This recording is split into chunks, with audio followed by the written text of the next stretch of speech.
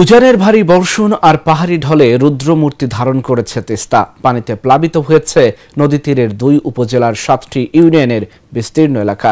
তলিয়ে গেছে আমন ধান ও সবজির ক্ষেত। তবে পরিস্থিতি স্বাভাবিক হবে বলে জানিয়েছে পানি উন্নয়ন বোর্ড কর্তৃপক্ষ।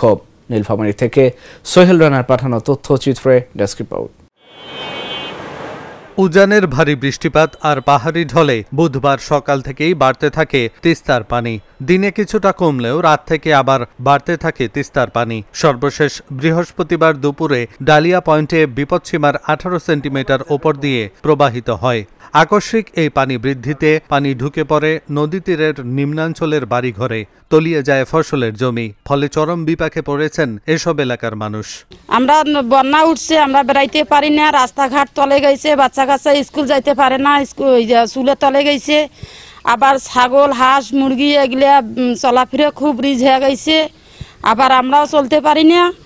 আবার একবার যদি কাল বিপদ আপদ হয় লোকে, তাহলে কোনো নৌকা নাই, কোনো ঘাট নাই, আমরা যাইতে পারি না। আমি বন্যাতে বেরবার পাই না। অথবা মেম্বার চেয়ারম্যান টিউনো ম্যাজিস্ট্রেট কাহো আমাদের খবর নেয় না। অথবা মনে করেন যে গরু ছাগল হাঁস মুরগি খাওয়া দাওয়া সবে হামা কোনোদিন উপেসে থাকি, কোনোদিন মনে করেন না যেভাবে হোক না ব্যবস্থা করি খাই। অথবা কোনোদিন বাচ্চা কাচ্চাও মনে করেন যে খুব অসুবিধায় থাকে, স্কুল মাদ্রাসা যাবার পায় না পানির জন্যে। বন্যাতে বাড়ি ঘর দিয়ে টলে আছে, রান্না বাড়া করে খাওয়ার পাই না। আমার গরু ছাগল হাঁস মুরগি সব ডুবি চলে যাচ্ছে। আমার নদীর কিছু কাজ বাজ হয়, তাহলে আমাদের খুব সুখের দিন যাবে, চলাফেরা খুব ভালো হবে। তাহলে আমরা যে সর্বশেষে খালি নদীর বান চাই খালি। তিস্তার পানি ঢুকে পড়ায় পাঠদান বন্ধ রয়েছে কয়েকটি শিক্ষা প্রতিষ্ঠানের। বিগত 2 দিন ধরে আমার বিদ্যালয়টি পানিবন্দী। এই বিদ্যালয়ে ছাত্রছাত্রী আসতে পারতেছে না। আমরা শিক্ষক নৌকা যোগে বিদ্যালয়টি আসা যাওয়া করতেছি। বিদ্যালয়টি ক্লাস পাঠদান হচ্ছে না। এরকম আমার সামনে আরও 2টা বিদ্যালয় আছে, একটা পূর্ব খড়িবাড়ি আলো নিকেতন আর ছোটখাতা 2 নং সরকারি বিদ্যালয়।